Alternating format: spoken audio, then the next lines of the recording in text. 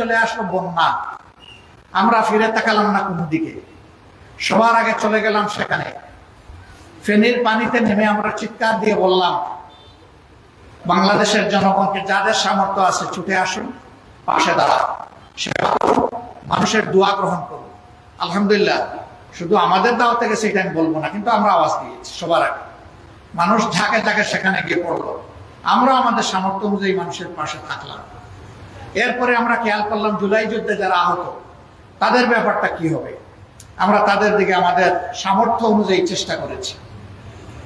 এই জায়গায় লক্ষ্য করুন, আমরা বড় একটা সমাবেশ ঢাকায় চাইলে করতে পারতাম, কিন্তু আমরা করিনি। কারণ তখন মানুষকে দেখানো আমাদের কোনো উদ্দেশ্য ছিল না। এই বিপ্লবের ক্রেডিট দাবি করার কোনো উদ্দেশ্য আগেও ছিল না, এখনো নাই। আমরা গভীরভাবে বিশ্বাস করি এটি আল্লাহ তাআলার একান্ত মেহেরবানিতে এই পরিবর্তন হয়েছে। আর এর জমিনের দায়িত্ব এবং এই জমিনের কৃতিত্ব হচ্ছে বাংলাদেশের 18 কোটি মানুষের। আমরা এখানে কাউকে কোনো মাস্টার মাইন্ড মানি না এবং নিজেদেরকেও মাস্টার মাইন্ড দাবি করি না। যদি একজনকে আমরা মাস্টার মাইন্ড বলি, তাহলে বাকি সবাইকে আন্ডারমাইন্ড করতে হয়। আমরা তা করবো না। আমরা সবাইকে সম্মান করি।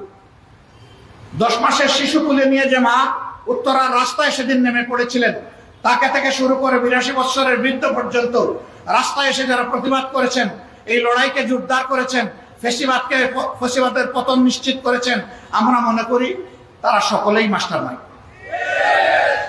আমরা এভাবেই বাংলাদেশের জনগণকে অভিনন্দন জানাই। বন্ধুগণ, অবশ্যই দেশকে সুশৃঙ্খল অবস্থায় আনতে হলে আমাদের একটা কার্যকর নির্বাচন লাগবে। সেই নির্বাচনটা আমরা আশা করছি আগামী বছরের প্রথম দিকে ইনশাল্লাহ অনুষ্ঠিত হবে। কিন্তু সেই নির্বাচনটা কেমন চাই, আমাদের স্পষ্ট বক্তব্য, অতীতের বস্তা পচায় ধারায় নতুন কোনো নির্বাচন চাই না, এবং এমন কোনো নির্বাচন আমরা মেনেও নেব না। এই নির্বাচন হতে হবে স্বচ্ছ, এই নির্বাচন হতে হবে সকলের জন্য লেভেল প্লেইং ফিল্ডের উপরে, সমতল মাঠ নিশ্চিত করতে হবে।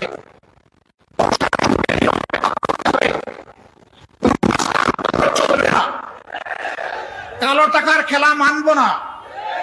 এগুলা নিশ্চিত করে আগামী বছরের প্রথম অংশে নির্বাচন দিতে হবে।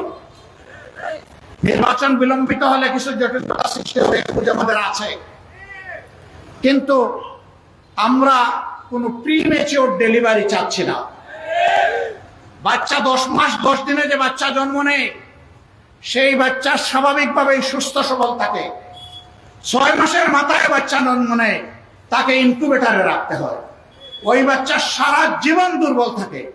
আমরা এরকম কোনো দুর্বল নির্বাচন এবং দুর্বল গণতন্ত্র চাই না। আমরা গণতন্ত্র এবং নির্বাচনকে তার মজবুত পিলারের উপর দেখতে চাই। আমরা সংস্কারের কথা বলেছি, অবশ্যই সংস্কার করতে হবে। আমরা স্থানীয় সরকার নির্বাচনের কথা বলেছি দুর্ভোগ কমানোর জন্য, এটা একটা নির্বাচন। বহু জায়গায় এখন স্থানীয় সরকারের কোনো প্রতিনিধি নাই, জনগণের সাফারিং হচ্ছে। কিসের রাজনীতি? জনগণকে আমি সাফারিং এর মধ্যে রেখে দেব? এই জন্য আমরা বলেছি যে আগে স্থানীয় সরকার নির্বাচন দিয়ে জনগণের সাফারিংটা দূর করে।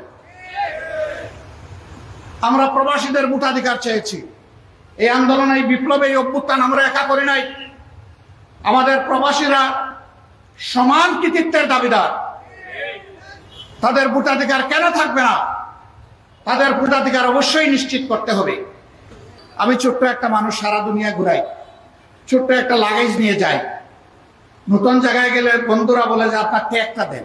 আমি কিসের ট্যাগ? বলে যে আপনার লাগেজ ট্যাগ। আমি বললাম ভাই আমি নিজেই লাগেজ। না দেন, আপনার কষ্ট হবে। আমি তাইলে এইটাই নেন। আর কোনো লাগেজ নাই। আমি এইটাই আমার জন্য যথেষ্ট। কেউ আমাকে একটা শার্ট দিতে চাইলে, একটা গেঞ্জি দিতে চাইলে, কোনো উপহার দিতে চাইলে আমি বলি আমার লাগেজ খুলে দেখেন, জায়গা থাকলে আপনি ঢুকাই দেন। আমার লাগেজে কোনো জায়গা নাই। আর আমি এইখানে সম্পদের বোঝা বাড়াতে আসিনি। আমি এসেছি আমার গুনার বোঝা কমাতে। আমি এসেছি আমার দেশ এবং জাতির পক্ষে কিছু দায়িত্ব পালন করতে। মেহরবানি করে এটা যারা পছন্দ করে তাদেরকে দিবেন, আমি এটার উপযুক্ত লোক নই। আমাদের এই প্রবাসীরা রাজনৈতিক নেতাদেরকে ওই সমস্ত দেশে গেলে কি পরিমাণ ভালোবাসে, এই রাজনৈতিক নেতারা যদি একবার বিবেক দিয়ে চিন্তা করতেন, তাহলে তাদের এত বিড়ম্বনা পোহানোর কোন প্রশ্নই উঠত না। বন্ধুরা, আমরা আপনাদেরকে জানাই দিচ্ছি, আসি এই দাবির পক্ষে আমরা মজবুত ভাবে আছি, এবং ইনশাআল্লাহ এই দাবি আপনাদের পক্ষে আমরা আদায় করে ছাড়বো ইনশাআল্লাহ। সম্মানিত ভাইরা, একটা দেশ, খুব বড় কিছু চাহিদা আমাদের নাই। আমাদের চাহিদা হচ্ছে সমাজের সকল মানুষ ন্যায় বিচার পাবে। আমাদের চাহিদা হচ্ছে সমাজে বৈষম্য থাকবে না। আমাদের চাহিদা হচ্ছে দুর্নীতির কোনো রেশও থাকতে দেওয়া হবে না, এমন একটা সমাজ আমরা চাই। ড্রেনের পানি দিয়ে 10 বার হাত পা ধুইলে নিয়ম মাফিক উযু হবে কেন? কারণ ড্রেনের পানি অপবিত্র।